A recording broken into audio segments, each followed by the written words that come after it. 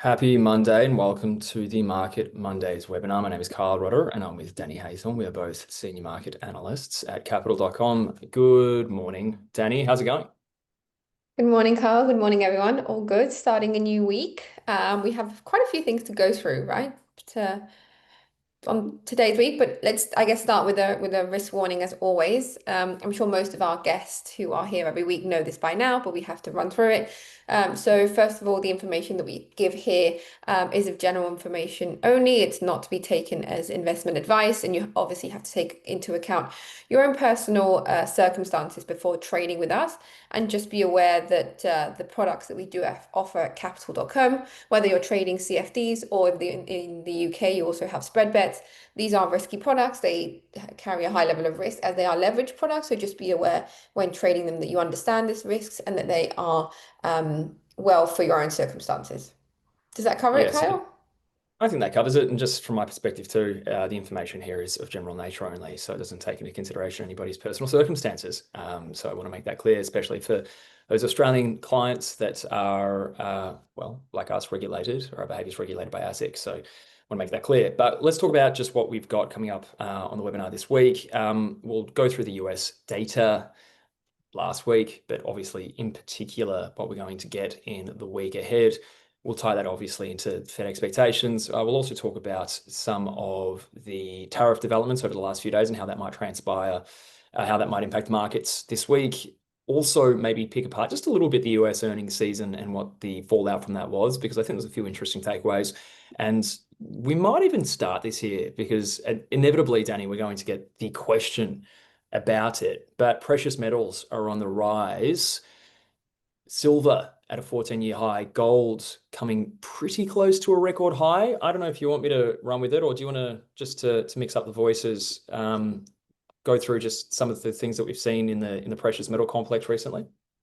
Yeah, I mean, a lot of this hinges on the fact that we've seen some data recently which continues to show a solid US economy. We've had a few pockets of concern, namely the US labor market, which we will have data at the end of this week and we'll talk about in just a second. But everything else in terms of inflation, in terms of some of these more sentiment readings that we've got seem to show some continued resilience in the US economy. But even then, we still have, the Federal Reserve kind of set, or at least market expectations set on the fact that the Federal Reserve is going to resume easing this month. Now, the question is how much easing is there going to be? And that's going to be very dependent on some data that we have in the next couple of weeks. But in terms of precious metals, they're taking that as a good sign. The drop in rates will favor precious metals as they are non-yielding assets. In the case of gold, that is particularly significant, as well as, of course, we do still have some pockets of concern when it comes to, as you said, we'll talk about tariffs in just a second, but the waters are still very muddy there in terms of geopolitical concerns when it comes to war and tensions in the Middle East and in other areas. So there's still appetite for gold in terms of the long-term fundamentals, but the shift in the short term has come mostly from the fact that even though, US PCE showed that inflation is still a concern in the US to some extent, markets still expect the Federal Reserve to cut rates. And I think that's proven that resilience in gold. When it comes to silver, we've got all of that in the back, but also in terms of industrial demand and increased usage in silver in certain areas, specifically in technology and artificial intelligence, which, as we know, are booming, and also a shortage of supply as well, which has been going on for a few months. This story has been dragged out quite a bit, but still, when it comes to wanting to trade into gold, that's obviously something in the back of traders' minds. Yeah, it was quite a extraordinary start to the week, really, just on the basis that we have hit that 14-year high for silver. Obviously, it happened in the Asian hour, so I was awake to hear the notification come through on the Bloomberg terminal. But yeah, $40 per ounce, first time since 2011. And there is, I think, effectively the short-term dynamics here, and then the longer-term, more supply and demand dynamics when it comes to silver in particular. Like you said, Danny, we are getting that kind of run into precious metals, and we'll go back to gold in just a second because the technical setup is something I think that we identified last week as being a little bit interesting, or have for a couple of weeks, and we finally more than likely seen an actual breakout here. But when it comes to, again, the precious metal complex, interest rate cut expectations, that's, fairly significant. So we've got market participants moving into gold and silver. There is the discussion, we'll go into it a little bit more perhaps in a second, with Fed independence and the move away from US assets and the US dollar in particular on the basis of that. But I think more importantly, and I think this is what has underpinned in part the silver squeeze thesis, or the more mainstream part of the silver squeeze thesis for a little while, is that effectively there is a significant shortage of silver in the global economy. Demand is still very strong, like you said, because of the artificial intelligence trade, as well as EVs and all these other electronics that require silver as a component. And when you look at the fact that really production hasn't been sufficient, there's a long lead time when it comes to new mines to extract more of the stuff, that we've got this, true supply shortage, which is now manifesting in this breakout, helped along by that kind of push higher in demand for precious metals. Noting that and going back to gold, just that setup, which I'll try and carve out just a little bit, that makes it look like a very attractive proposition at the moment as far as technicals go, is that we did have that little pattern that we identified last week, and everyone has really been keeping an eye on for a little while, which was this kind of symmetrical triangle, which is just a little bit of a classic continuation pattern when it comes to technical analysis. And as you can see there, we're finally breaking out and pushing well through 3,400, and that all-time high sits only about $23 per ounce away at 3,500 and perhaps a little bit of change. That's more or less than a 1% move at this point in time. What is it, 0.8%? So conceivably, with maybe a tweet or two here and there, and possibly some further US dollar weakness if we get some more rhetoric about the Fed from the Trump administration and what it plans to do with Governor Lisa Cook and what have you. This could be a record high in the next few hours, again with a right catalyst. So it's really quite an interesting move, quite a remarkable move, and there's really significant momentum behind it. Yeah, it's interesting because we've been talking about that 3,400 level for quite a while now, because it got rejected there a few times, and it kind of looked like that was the next area of resistance that buyers were going to try and target. And as I said, a few rejections, and that led to some consolidation to the downside. We broke that towards the end of last week, 3,400. And as often happened with some of these resistance that are tested several times, once we break that level, you kind of see that strength in the pattern, that confirmation of the upside in this case. And today, as you said, likely to test, if we do see that momentum continue, that 3,500 level, which is then when we start to talk about that all-time high that we saw last time in April on the back of those concerns of the US tariff announcement. So yeah, it's going to be interesting to see how the setup moves in gold, because we've been stuck in this sideways pattern for so long and struggling to find that momentum and that confirmation that the short-term appetite is still to the upside, that the path of least resistance is still to the upside. I think last week was a clear confirmation of that. Today, once again, showing that that strength is coming in through those buyers. It's just a question of when we hit once again that next resistance, just around that 3,500 level, are we able to break that without any second doubts, or whether we start to see again those sellers start to test the appetite of the bullish move. Yeah, certainly. And well, I mean, if we are talking about just more broadly speaking, what could move markets in the week ahead, two things really jump out straight away. Maybe we'll shift to this now. Fed independence and then the data. Maybe we'll talk very quickly about Fed independence. I don't know if you have much of an impression outside of, or much of an opinion outside of, kind of the mainstream thought at the moment. But it does certainly seem that the markets aren't responding well to this development that Lisa Cook could be fired, or at least it will go to the courts, and the courts will determine whether the Trump administration has just cause or not. Now, there's maybe a fair argument to be made that, again, we're not sort of legal people by any stretch of the imagination. I couldn't give you any sort of strong opinion on whether this sort of reaches the category of malfeasance. I think there's three things that the president can use as just cause. One of them is malfeasance, which is obviously just basically unethical behavior. Whether what Lisa Cook has done rises and clears that kind of bar, I'm not too sure. It kind of seems a little bit fishy, I suppose. I mean, it just the way it's kind of being framed as far as putting two separate residences or properties as a primary residence to try and extract favorable mortgage terms or loan terms does seem a little bit fishy. But even that aside, the kind of question is, when it comes to Trump's actions, is this being done to preserve the integrity of the Fed, or are his actions going to undermine the integrity of the Fed? And it's quite clear to me that his actions are to try and stack the board with Trump acolytes, or at least very, very dovish policymakers, and in doing so, force interest rate cuts or interest rates lower than they would otherwise be. And if you look at the dynamics in the bond market last week, we saw a drop in the front end of the curve when this uh, truth came out about firing Lisa Cook, and the back end rose quite significantly, which probably reflected two things. One, higher expectations of inflation in the future because policy is going to be looser than it would otherwise be, especially at a time where clearly inflation's not back to target yet. And there's also now that kind of risk premium being baked in that once more, a little less trust in US institutions, a little less trust in the US system, and that's being discounted as a lower price for treasuries at the long end. But lo and behold, it's good for gold. Clearly, is almost a Tina trade, and it's something that as long as we more or less continue to see Trump advocating for lower rates as well as less Fed independence, should continue to push gold higher, as well as again yields higher at the back end, silver higher, probably the dollar weaker as well. Equities seem to be a little bit, so-so about it. Yeah. I think some of those moves are pretty clear. Yeah, it's interesting because equities seem to be kind of playing in their own league right now, where they're focusing specifically coming off the back of that earnings season, where we've seen once again that resilience in the ability to make money, which is what's at the end of the day what's important for these companies, and the ability to sustain that positive outlook. But as you were saying, it's hard for us to kind of talk about the legitimacy of Trump's actions when it comes to Lisa Cook. But one thing's for sure, and as you said, he is trying to meddle with the composition of the FOMC to try and get his rate cuts passed through.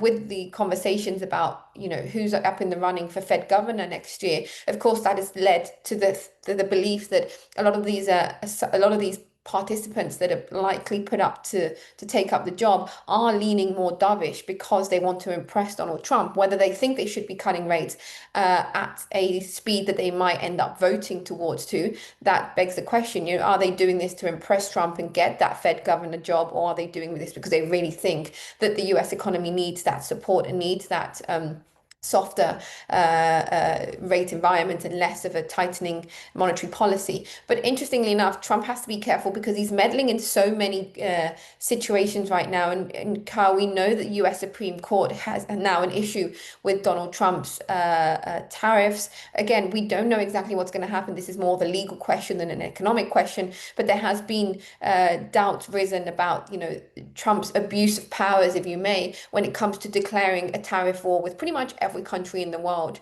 And his justification about economic war and unfairness in trade negotiations with the US isn't really a justification, I think, for this US Supreme Court. So it seems like ultimately they're going to have the last vote in terms of whether these tariffs go ahead or not, which means that we're dragging out that process once again, which means more uncertainty. It may be positive for the market in the long term if we were to see some of these some of these tariffs, or even all of them, deemed unlawful. But when it comes to uncertainty, this is likely playing in gold's favor again, pushing it higher and likely weighing on that dollar, as we were saying, that trade away from the US, that loss of confidence, and as you were saying, that steepening yield curve when it comes to that shorter front curve, and then that higher those higher yields at the end of the curve, as you were saying, reflecting risk premiums, because in all fairness, there's just a lot of uncertainty of what the picture is going to look like in 12 or 24 months.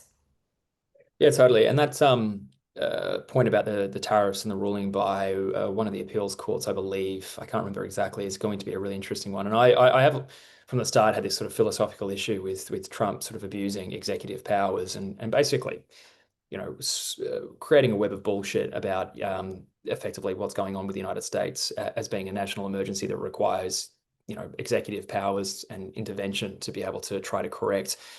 Effectively, if you look at the Constitution and the architecture of US government, it's the powers are supposed to be with Congress. Those have been completely usurped by the executive in this situation. And obviously, Trump isn't the first president to try and take powers away from Congress. There has been sort of a movement of power away from the other branches of government towards the executive, arguably for a couple of hundred years, or at least, Roosevelt stands out as a really good example of one, as, using powers around foreign policy to be able to sort of gain greater power over domestic politics. But fundamentally, this is a real interesting test for the American system, because the whole idea of investors having faith in American assets is based on the rule of law, and on top of that too, checks and balances. And if the Supreme Court comes through and says, no, actually there is no emergency powers that you can use in this instance for however many of these tariffs, because there's a few different pieces of legislation, obviously, that the Trump administration has used to be able to enact some of these tariffs. So this ruling won't apply to all tariffs, but to a large share of them they will. And if they get removed, that would be an incredibly bullish catalyst for the market. And that would probably lead to a big sell-off in gold, probably lead to a bit of a rally in treasuries, rally in stocks, because it would restore a lot of faith, I think, in America. But for now, this is going to drag out. Same thing with the Lisa Cook thing; it's going to drag out for a little while. And so this is more of a long-term consideration than maybe a short-term play. But obviously, just be aware of it. If we do happen to get a breakthrough there, because it'll certainly move markets. I thought, if I may, I don't know if I wanted which I wanted to sort of demonstrate to start with first, because we were talking both about the interest rate story as well as touching on the earnings story very very briefly. Maybe we'll start just with the interest rate one, just on the basis that we've got about an 87% implied probability of a cut at September. The implied probabilities of three cuts by the end of the year still float around. It's actually a little bit higher than where we were this time last week. It was about a 1 in 3 chance that would get 75 basis worth of cuts by December. Now it's 38%, so close to sort of a 2 in 5. I think that PCE data on Friday, Danny, kind of gave us more or less a green light that we'll get a rate cut this month. But the question is how weak the labor market happens to be. We'll get that with the NFPs, and that will kind of tell us, how many times the Fed may need to cut going forward to be able to protect the economy. Yeah, as we say, I don't think there's much question now. I think if the Fed were not to cut this month, I think that would be a greater shock, and something that, likely not willing to want to go with. Also, we have to remember that we're talking from a point where US rates continue to be very, very restrictive at the level that they are. So they do have, a few cuts of wiggle room to say, okay, we'll test the waters, we'll cut now, see how much of that transmission we see into the real economy. So I don't think it's a question of, cutting would be wrong or could be wrong, and then there's a lot of uncertainty. I think there's still quite a bit of a wiggle room. And as you were saying earlier, Kyle, I think the question now is how far behind the curve the Federal Reserve is when it comes to data, and the labor market is going to be a key reading for that. Remember last month we saw not only that softer print on the month, but also those revisions for the previous 3 months, which actually kind of gave this picture of maybe we were thinking that the US economy was strong, that the US labor market was strong, and we've been kind of, I wouldn't say fooled, but we've got to a point now where actually that isn't really the case. And that's where a lot of that concern came through. And I think that's why the data this week is going to be so important, because there's so much, I guess, nerve now looking at that data to see whether it's going to confirm that trend of significant worsening in terms of how many new jobs are added to the economy each month. I think expectations are for it to remain roughly unchanged in August from what we saw last month. I think around 75,000 is what we're expecting. If it comes within that level, it's, I guess, good, because there's no negative shock, but that is quite low compared to what we've been seeing up until now. It is important also to note that in the post-COVID era, we've seen this number heavily skewed on the back of the dynamics and how the hiring process has gone. But coming from a point where we were seeing usually above 100, 150K, even 200K for the last year or two, that reading last month was really quite shocking. So it's going to be interesting to see how the markets react to that, and how expectations, not so much for September, because I think we know it's pretty much a done deal, but how these expectations towards the end of the year change when it comes to the labor market data.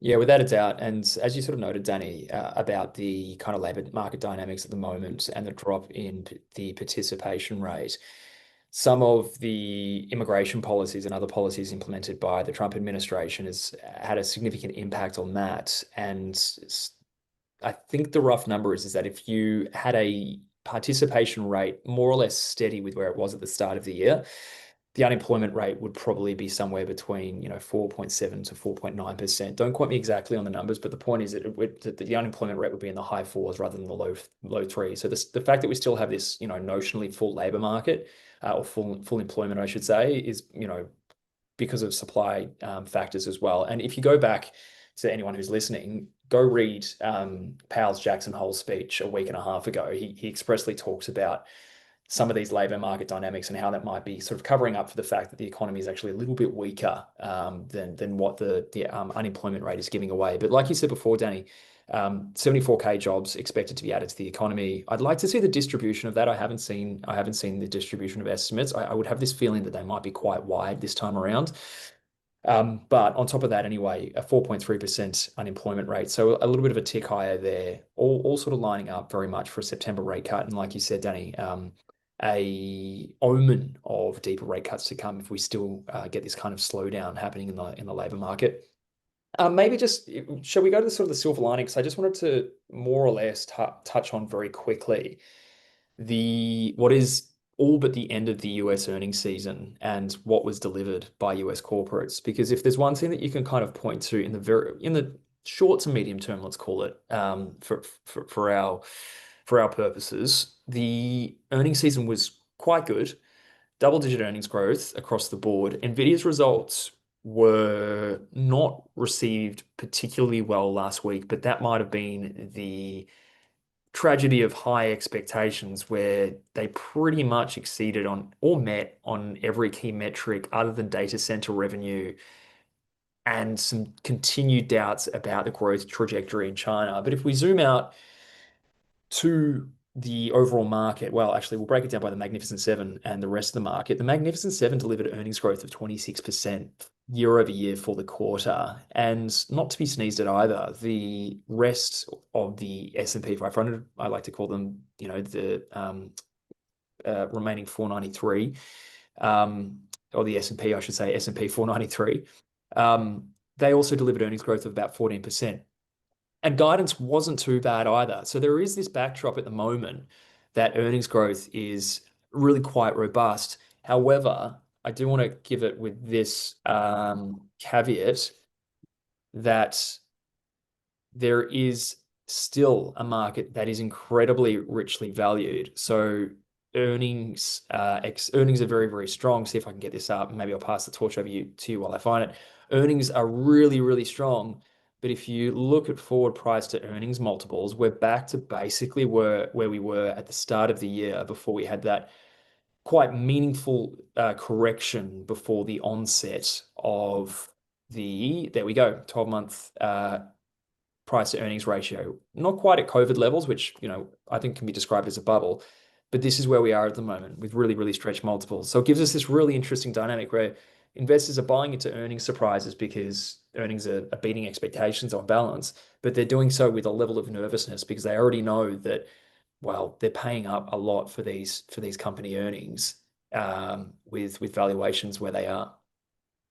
Yeah, I think, these shares, these valuations are expensive. And I think investors know this. And I think when you're buying into a share that that is quite expensive, I think you want to be certain to a certain level that, there's going to be further return for you as an investor. So I think that's where a lot of the nervousness is coming through. But we've seen this time after time that sometimes we question some of these valuations, and then there's obviously something that comes through, whether it's fundamental, whether it's technical, whether it's just general market sentiment, which has been very, very joyous recently, continues to drive the move higher. So I think that's where some of these investors are thinking, I know it's expensive, but history over the last few months has shown that we can move higher. And I think that's where we've got to see a little bit of caution as well coming into the market. Interestingly enough, for NVIDIA, as you were saying, the earnings per share, revenue, they continue to be astronomical, great for NVIDIA. But one thing to question is as well, they can't carry on really growing at this rate. And I know we've said this maybe for a few quarters now, but surely they're going to have to run out, they're going to run out of so many new customers soon. And I think that's something to watch out for, and something that maybe is bringing a lot of that uncertainty through. On the earnings itself, you already mentioned this, both points, but yeah, as you were saying, data center growth was a little below forecast. So maybe that's why we saw a little bit of a shake after the earnings. Investors were expecting them to be outstanding given how expensive NVIDIA is. So maybe that was the point that kind of brought through that disappointment on the back of those earnings. And throughout the end of last week, we saw NVIDIA trading to the downside. But also, as you said, the company basically announced that, they hadn't made any new sales to China during the quarter.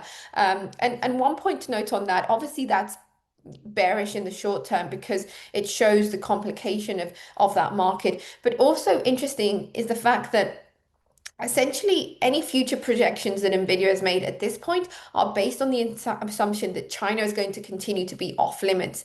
So that's if you're thinking, long term, that's going to be a really bullish catalyst if we do see the China market reopen. Because essentially, if Nvidia has shown all of these forecasts without China in them, the reassumption to sales is going to be pure upside for Nvidia. So that's something to watch out for as well. And essentially, the fact that we may have seen this negative reaction in the short term, but if you really look at the data and the forecast, there are a few catalysts that could continue to drive Nvidia higher in the next few months.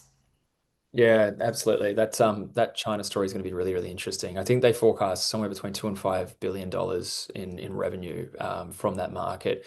I believe on the basis that all restrictions are removed. So that could and that's not in the share price. We can see that quite clearly. So that will be a massive development if it happens to occur. But I mean, really, the technical setup's quite interesting. If we break through 185, happy days. That's a really bullish signal. But momentum is clearly moving to the downside, and maybe 165 or so seems to be a level of support that, if broken, maybe we'll see a deeper pullback.